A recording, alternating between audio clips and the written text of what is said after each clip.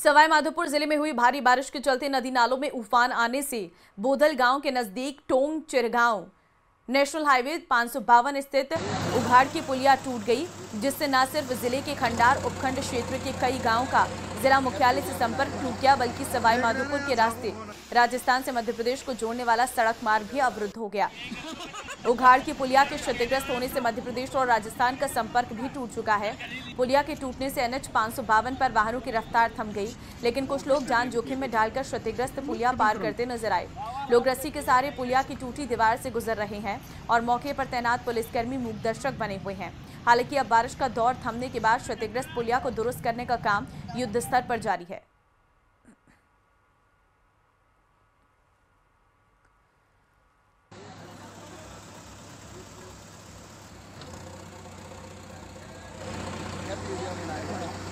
देख रहे हैं ना यार, साबुन फोन। तो इन तस्वीरों के माध्यम से आपको साफ पता चल रहा होगा किस तरीके से राजस्थान से मध्य प्रदेश का संपर्क टूट गया है। ये पुलिया जो एकमात्र सहारा था, ये पूरी तरह से टूट चुकी है। अब इसके मरम्मत का काम भी जल्द से जल्द किया जा रहा है। दरारें आ चुकी हैं, मलबा बह चुका है। ऐसे में राहगीरों को परेशानियां हो रही हैं। पैदल जो है इस रास्ते को क्रॉस किया जा रहा है। कई गाँव का जिला मुख्यालय से पूरा संपर्क ही कट गया है।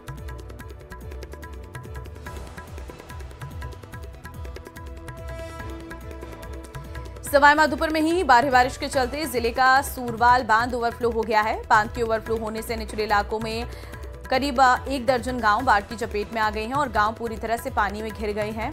गांव में बांध के ओवरफ्लो का पानी भरने से घरों में भी पानी भर गया है। कुछ ऐसा ही नजारा जिले के सेलू गांव में देखने को मिला है। सेलू गांव में हर तरफ पानी ही पानी भर गया है और पानी के तेज बहाव के चलते गांव की मुख्य सड़क भी टूट गई है।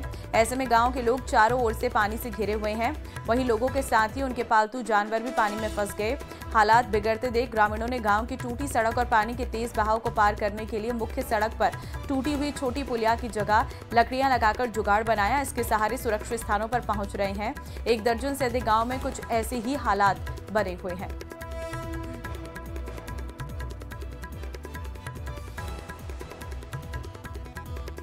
गिरिराज संवाददाता इस वक्त फोन लाइन पे हमारे साथ हैं। गिरिराज, सबसे पहले आपसे जानना चाहेंगे, जो राजस्थान और मध्य प्रदेश को जोड़ने वाला पुल है, उसकी क्या स्थिति है अभी? जी देखिए, 1 दिवस पूर्व ही जो भारी बरसात थी उसमें ये जो मानसरोवर बांध से पानी निकलता है, जो नाला निकलता है, उस नाले के पानी के बहाव में ये पुलिया बह गई थी और यही वो सड़क है जो कि खंडार की ओर जाती है और यही वो सड़क है जो कि मध्य प्रदेश राज्य को सवाई माधोपुर से जोड़ती है। सवाई माधोपुर जो राजस्थान का पूर्वी राजस्थान का अंतिम छोर है, यहीं से मध्य प्रदेश को लेकर के पूरा तरीके से आवागमन होता है।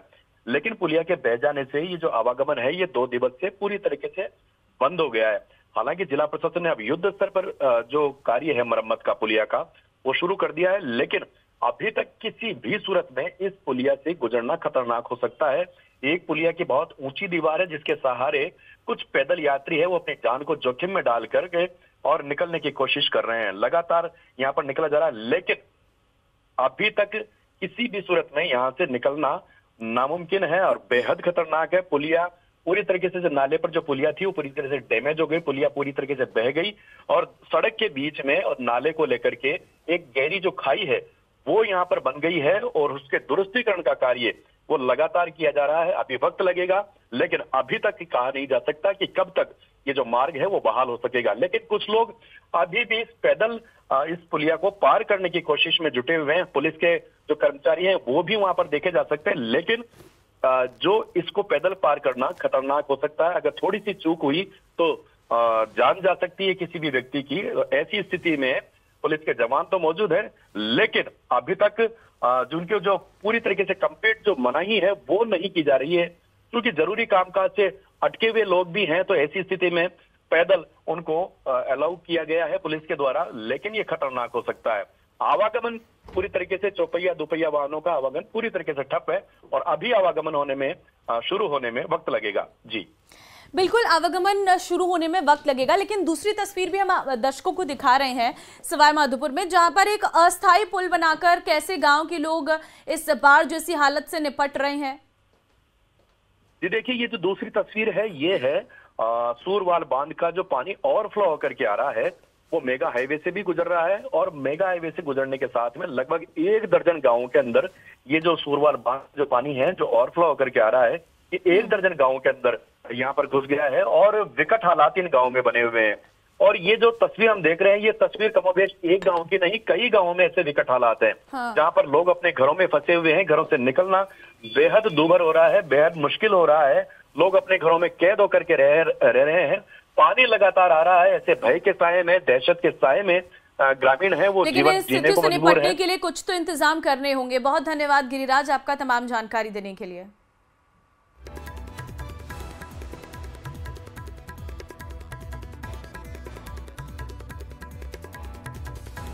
सवाईमाधोपुर में हुई मूसलाधार बारिश के बाद जिले में अब जलभराव की स्थिति में सुधार देखने को मिल रहा। शहरी और ग्रामीण क्षेत्रों में जल निकासी की गति तेज हुई है, जिससे अधिकांश आबादी क्षेत्रों से पानी उतर चुका है। सूरवाल बांध के डाउनस्ट्रीम एवं बौली उपखंड के कुछ गांवों को छोड़कर शेष जिलों में हालात धीरे धीरे सामान्य हो गई हैं। चंबल नदी का जलस्तर भी खतरे के निशान 197 मीटर से घटकर अब 194 मीटर पर आ गया है। हालांकि मौसम विभाग द्वारा पूर्वी राजस्थान के विभिन्न जिलों के लिए आगामी 24 से 48 घंटों में अति भारी बारिश का रेड अलर्ट जारी किया गया है, जिसके चलते जिले में फिर से जलभराव के हालात बनने की आशंका है। जिला कलेक्टर कानाराम ने लोगों से अनावश्यक रूपों से घर से बाहर नहीं निकलने, जलभराव और तेज बहाव वाले क्षेत्रों से दूर रहने की अपील की है। वहीं प्रशासन अतिवृष्टि पीड़ितों को राहत पहुंचाने में जुटा है। जिले में पिछले 2 दिनों से जो भारी वर्षा हुई है उसको लेकर जहाँ जहाँ जलभराव हुआ था, कल शाम से और आज दिन में भी बारिश बहुत कम रही और उसका सकारात्मक प्रभाव ये हुआ कि अब सभी जगह जो आबादी एरिया में पानी भर रहा था वो लगभग डाउन हो चुका है। सूरवाल डैम के डाउन स्ट्रीम में जो विलेजेस आ रहे हैं और बौली में 1-2 गांव हैं जिनके रास्ते डिस्कनेक्ट हुए। इसके अलावा बाकी सभी जगह जो है स्थितियाँ सामान्य हो चुकी है। मंत्री जी ने दौरा किया था, उनके बाद उन्होंने जो डायरेक्शन दिए कि भाई किसी भी आदमी को या नागरिक को परेशानी नहीं होनी चाहिए, उसी में हम हमारे प्रयास कर रहे हैं। खाने के पैकेटों की व्यवस्था हमने कल भी कराई थी, आज भी करा रहे हैं, शाम को भी कराएंगे। अगर ज़रूरत पड़े तो हम कल भी कराएंगे। सफाई व्यवस्था के लिए हमने सारे आदमी लगा रखे। माननीय मंत्री महोदय द्वारा हमें और श्रीमान जिला कलेक्टर महोदय के निर्देश पालना में हम अब लगातार नगर परिषद प्रशासन व जिला प्रशासन के सहयोग से लगातार हम जब बरसात का स्टार्ट हुई है तब रात के 1 बजे से हम लगातार लगे हुए हैं। और पहले पब्लिक अवेयरनेस, सभी लोगों को जो नदी नाले बहाव क्षेत्र में थे उनको सुरक्षित स्थानों पर पहुँचाने की व्यवस्था की गई है। साथ ही उनके रुकने के लिए हमारे रैन बसेरे अस्थायी हमारे रैन बसेरे चालू किए गए। साथ ही अन्नपूर्णा रसोइयों के माध्यम से उनको निःशुल्क खाने के लिए हमने व्यवस्था की गई। साथ ही फूड पैकेट आवश्यक अनुसार हम हमारे जनप्रतिनिधियों को, पार्षदों के और आम जनता की मांग के हिसाब से हम उनको आपूर्ति कर रहे हैं।